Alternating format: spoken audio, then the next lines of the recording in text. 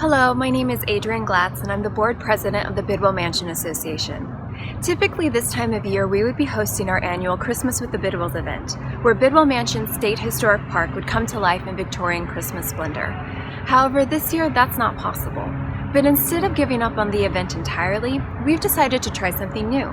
So welcome to Virtual Christmas with the Bidwells, where we will be sharing a series of historical vignettes based on the life of John and Annie Bidwell and from the perspectives of people who lived and worked here at the mansion. You'll also hear music that was played during the Bidwells' lifetime and could have been played here during the holiday season. So we hope you'll enjoy this virtual take on Christmas with the Bidwells, and on behalf of the Bidwell Mansion Association, I would like to wish you and your family a wonderful holiday season and a Happy New Year. Enjoy!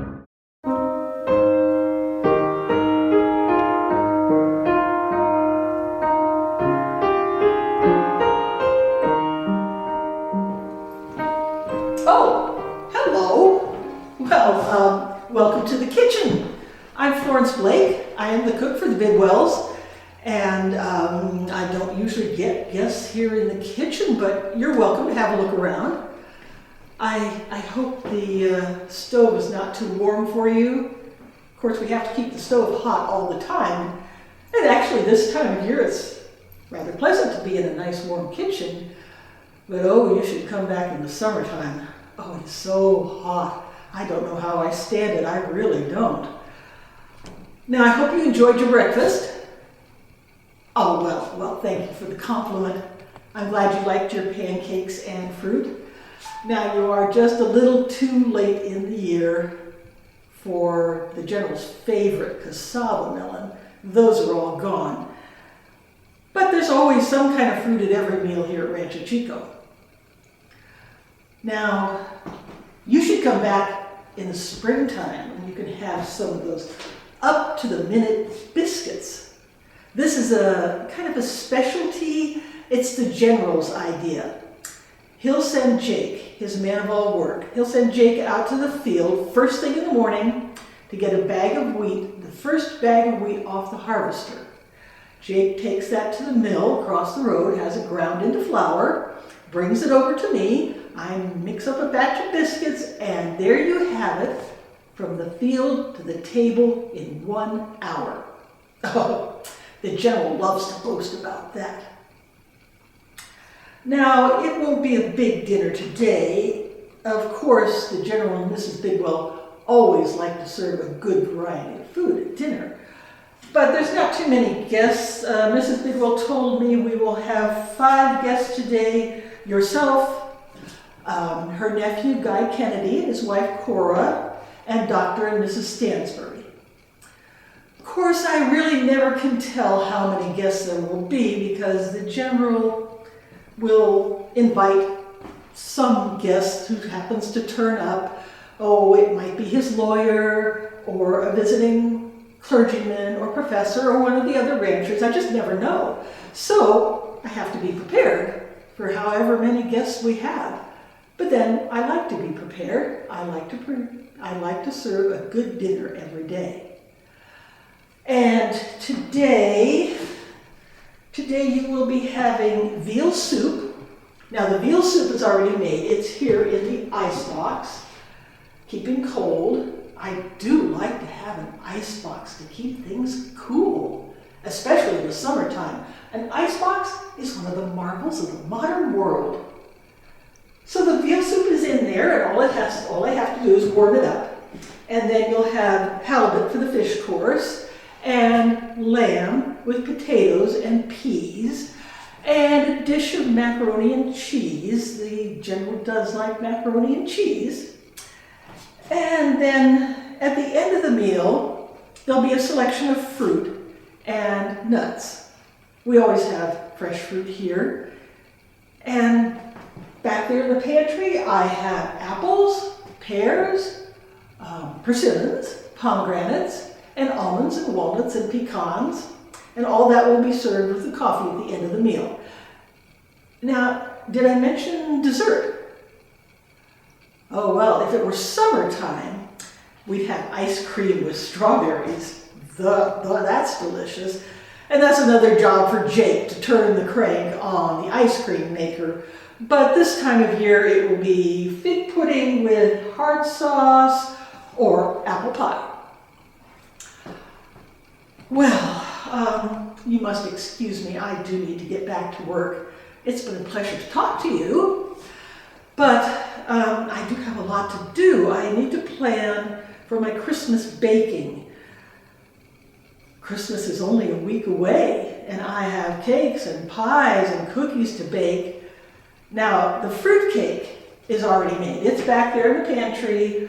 No alcohol in it, of course.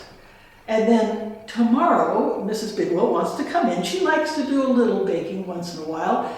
She wants to come in and make her favorite devil's food cake for the church social. So, before I can do any of that, I have to make up some ham sandwiches, pack it up with some fruit for a picnic lunch. I believe you're going on a tour of the ranch. And there are some nice spots for a picnic around Rancho Chico. So I hope you enjoy your day. And if I don't see you again, you have a Merry Christmas.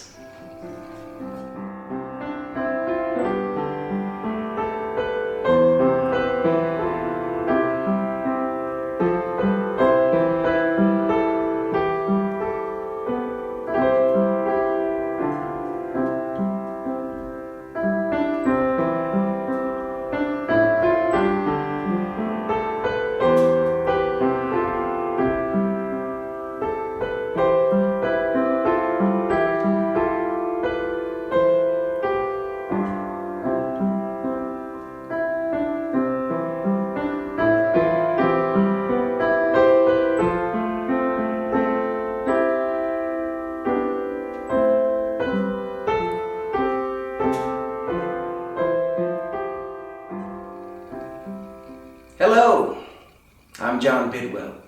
Welcome to Rancho Chico. This is my office and headquarters. Have a seat and I'll tell you a little bit about what I do around here. Now you see the table in the center here is my map table. I like to have a big table laid out so I can study a map or building plans. Now if you look here at this map, it shows Rancho Chico, which extends from the Sacramento River in the west all the way to the foothills in the east. 22,000 acres, almost all of it productive land, with the exception of a strip that runs along the creek. I like to keep that in its natural state. Now, a few years ago, Leland Stanford was searching for a ranch, and he wanted to buy Rancho Chico, but I would not sell. He ended up buying the old Lassen Ranch in Vina instead. He offered me $3 million for Rancho Chico, but I would not sell at any price. I haven't always lived in this lovely home. If you see the painting above the fireplace, well, that was actually my second home here on Rancho Chico. The first was a log cabin that burnt down in 1852. Then I built this 2-story adobe. It was my home, headquarters, hotel, and tavern all rolled into one. It served me well for a few years while I was a bachelor, but it was not what I wanted, and it certainly would not have impressed Mrs. Bidwell, who was used to the finer things in life, not this old shanty. Now, the old adobe sat right out there on the Shasta-Marysville Road. A lot of people wanted me to keep it. Leave it up, they said, but now I removed every vestige of it. It was insect infested, and it held no charm for me. I'm not one of those people who clamor for the primitive days. I believe in progress. Do you like the animals in the case? Nearly every animal in this case is native to the region, but I bet you can guess which one isn't. See that little parakeet down there? That was one of Annie Bidwell's pet parakeets. Other than that, every animal in here can be found either on the ranch or in the hills. barn owl, and Anna's hummingbird. Down here we've got a red-shouldered hawk. That is a Cooper's hawk. On the right here we have an egret. And down here we have some California quail. I always love watching them run around the house and the garden. And here we have a ring-tailed cat, which, as you probably know, is not actually related to a cat. It's actually related to the raccoon family. You might have noticed a portrait of William Tecumseh Sherman, General Sherman, over my desk. Now, General Sherman was a guest at my wedding in 1868, and he visited here again in 1880 with President Rutherford B. Hayes. But our acquaintance goes back a lot further than that. I first met this General Sherman when he was a lieutenant, back in 1847 when he first came to California. When I first met him, it was directly after the Mexican War. I could see that he was disappointed that he had not seen any action. That July, Colonel Mason, who was the military governor, sent him to Sonoma to arrest a Mexican governor who had refused to step down. As he traveled up the peninsula, he camped at the mission at Santa Clara. Well, I met him because I was chasing a horse. The horse had escaped from its picket and had my saddlebags in it. And what was in the saddlebags was all of my papers, my maps, as well as $600 in coin. You can imagine I was very anxious to catch that horse. Now, at the time, I was working as a surveyor, and $600 was all of the money that I had. Now, General Sherman had said he thought he heard a horse clomping around in the bushes, but it was too dark for me to continue the pursuit, so I camped with him for the rest of the night, and in the morning set out in search of my horse. I found the saddlebags the next day, much to my relief. But I never did find that horse. Now, General Sherman and I have taken very different paths in life, but I have always appreciated his military prowess and his loyalty to the Union. You see on the desk here, that typewriter. Well, that is not a machine that I know how to operate. When I write, I do it by hand.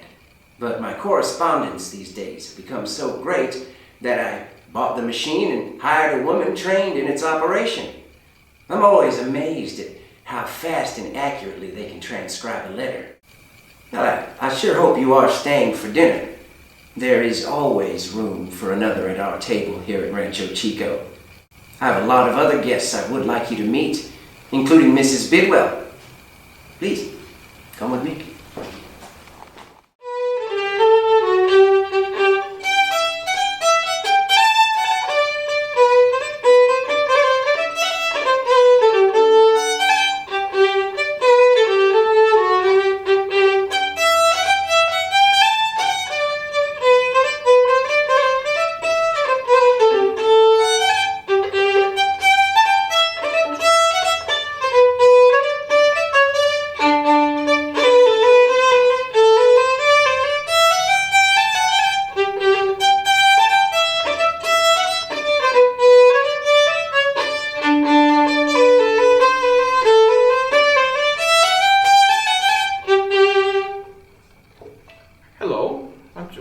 We're at the Bidwell Mansion, and I've been asked to play here.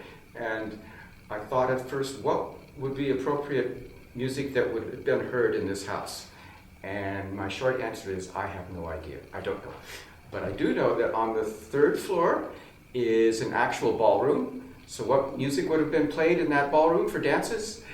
And that doesn't help because they never actually had a dance there. Annie said no. But if they would have had a dance there with local musicians, what they would have done is probably country dance. That was a country dance from England, Chelsea Reach. It's from the 17th century, very old. Here's another one from the same book, same collection, called Portsmouth.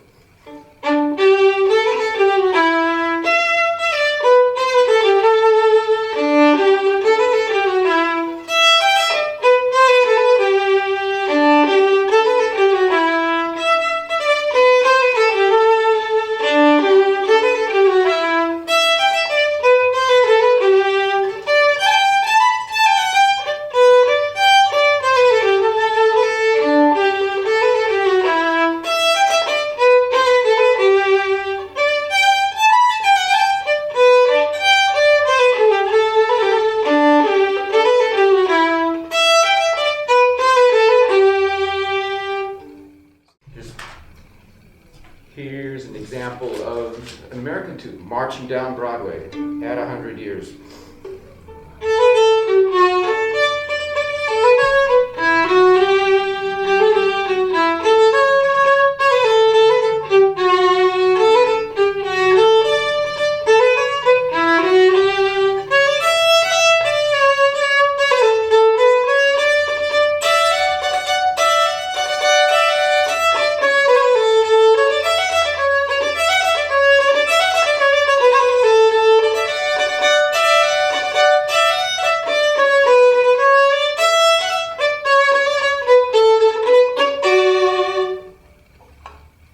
Most common instruments at a country dance will be a piano and a violin, or just whatever you have ready, never very big. Gold Rush era, what would have heard? Here's maybe the most famous tune from the immigrants coming into California, Sweet Betsy for Pike.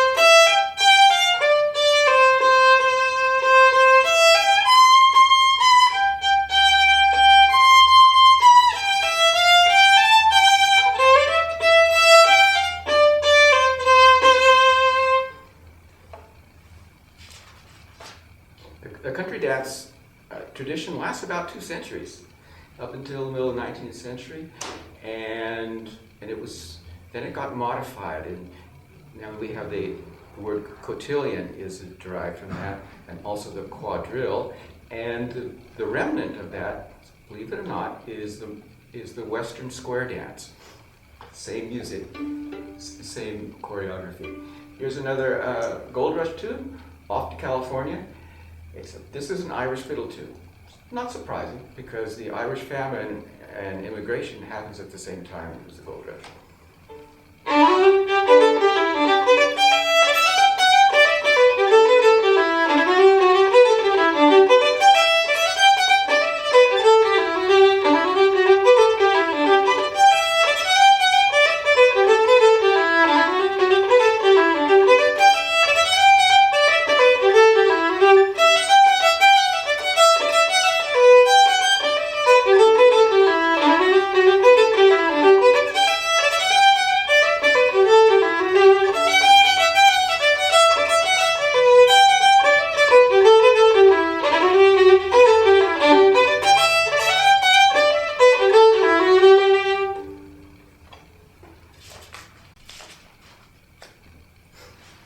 Here's a tune from the American version of what we would now call a country dance.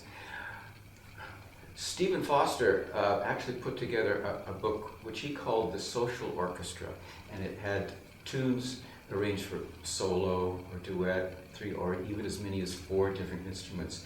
And this is called Crystal Schottish, and this would be a couple's dance. The Schottish is not Scottish, it's actually Czech, we may have.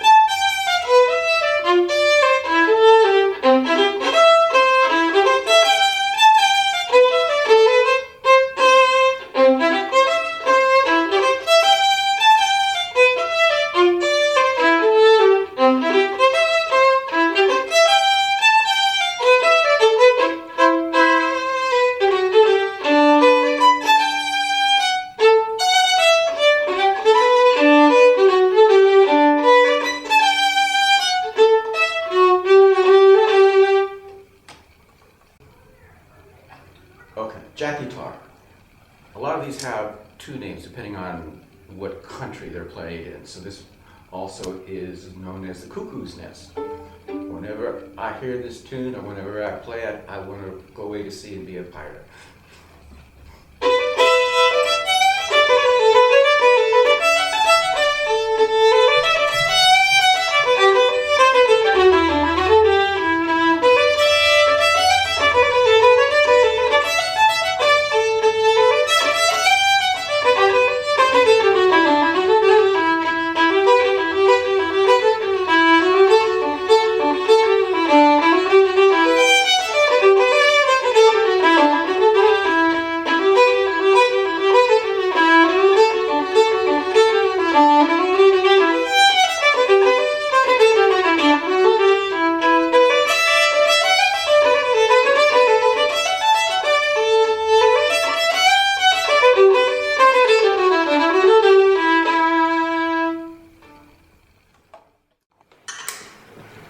Live from the ballroom at the Bidwell Mansion. And so, in my opinion, whatever makes for distinctive American sound in music as compared to Europe, especially British, is that our music involves some contact with Africa. It's the African American influence that labels it. So this is a very early example. One of the first examples would be ragtime music, which starts as a piano solo coming out of New Orleans, Kansas City, and then Chicago. This is 1890 or so. Dill Pickle Rag.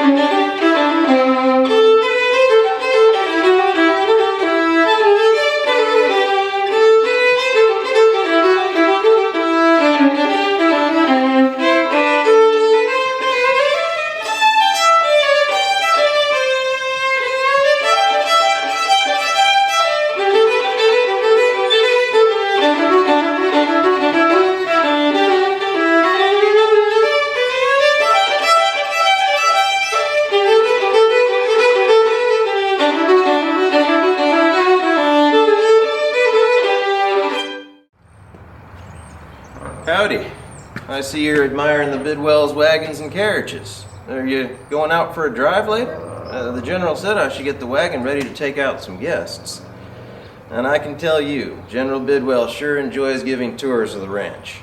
My name's Peter, by the way. I'd be your driver. We'd be taking that mountain wagon right over there. As you can see, it's big enough to carry a lot of folks, and it's built high for rough roads and rocky terrain. Although we won't be going up into the mountains, just around the ranch, where the general keeps the roads well graded and in good repair. In fact, that's the wagon we use when we take a crew out to work on them. The general often goes along. In fact, he likes nothing better than road building. He considers a day working on a road a day well spent. Always looking to make improvements, that's General Bidwell.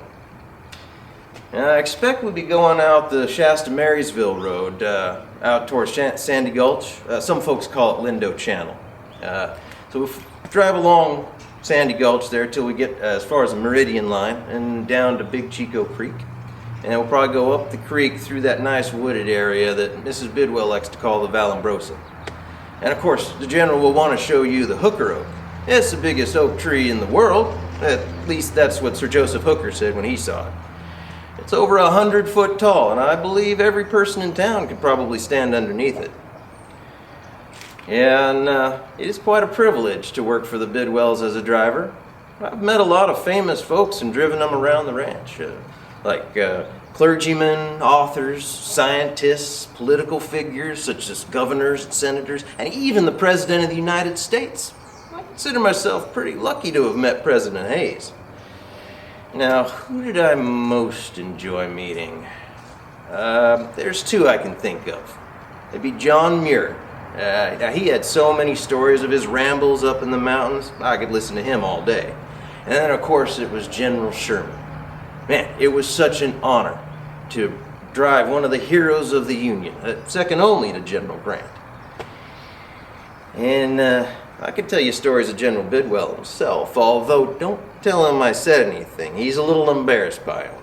Like one day, I was out in the buggy with the general. He was driving. That buggy there next to the tank wagon. So he always keeps a pair of long-handled pruning shears under the seat in order to cut the wild grapevines that hang down over the road. So we came to some vines hanging pretty low. So he stops the horses and hands me the reins, and he stands up to clip them. Now, he had just gotten this brand new $5 buggy whip, and I saw it sticking among the vines. So I told him, "Look out, General, you'll cut the whip." "No, I won't cut the whip either," he replies. And no sooner had he said this than he cut that whip right in two. "Now you done it," I said. "Yes," he says, "now I've done it." And he just sat down and said to me, "Drive on, Peter, drive on." I could tell he was irritated with himself and didn't want to talk about it, so I didn't say any more. But can't say I didn't tell anyone else about it, though. Word got round, and now it's pretty common to hear a man say, "Drive on, Peter, drive on," when he wants another man to move his team up.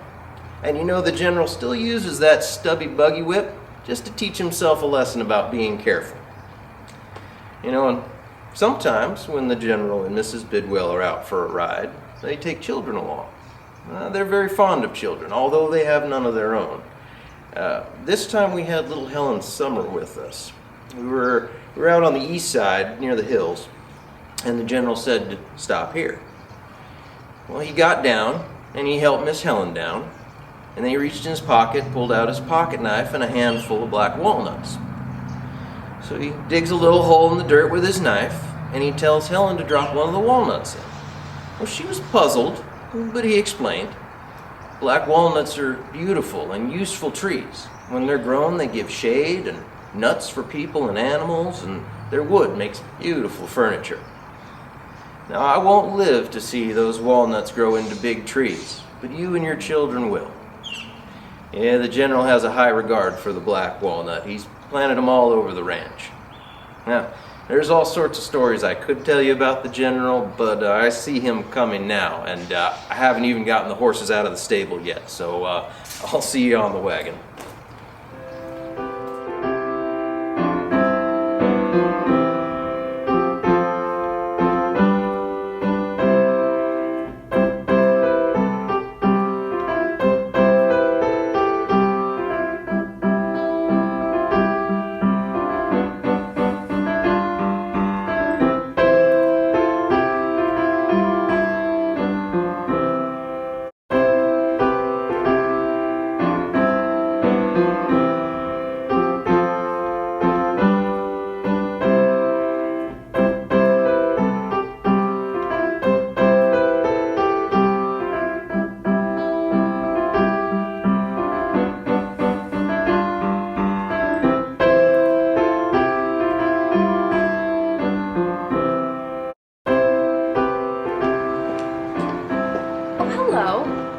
Lovely to see you.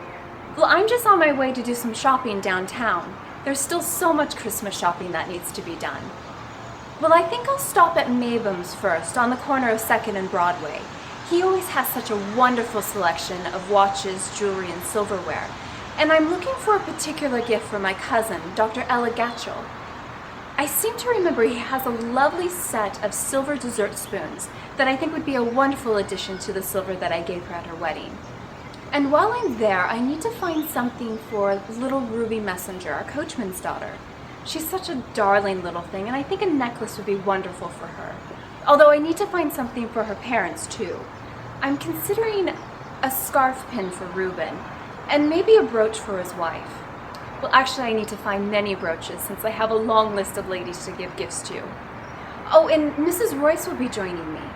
You remember Mrs. Royce, the wife of Colonel Royce, our ranch manager? She and I love to go shopping together, especially at Christmas. We'll also go to Ozier's on Main Street to buy some handkerchiefs and scarves, although I might wait to go there since I still need to get measurements to order yardage for clothing. The children at the rancheria will be getting new clothes this year for Christmas. Oh, the general, you ask? Oh, no. He always waits till the very last moment to do any of his Christmas shopping. It's usually the 23rd or the 24th, so he leaves most of the gift buying to me. Although he does like to help me pick out books. We do our gift book purchasing through the subscription agent who comes to the house, and the general is quite fond of giving books as gifts. Bibles for young people at church and histories and biographies for friends, although I'm quite partial to giving books of poetry. Milton, Longfellow, and Burns are my favorites. Though he does like to supervise the shipping of our gifts to my family back in Washington, D.C. We always like to send them a wide variety of things that are grown here on Rancho Chico. This year alone, we sent over 455 pounds of walnuts, raisins, canned fruit, and preserves. And it all has to go by rail, of course, so we like to ship it out as soon as we can so Mama has it in time for her holiday entertaining. Well, I really must be on my way. I don't want to keep Mrs. Royce waiting, but it was so lovely to see you, and I hope you have a wonderful holiday season and a very Merry Christmas.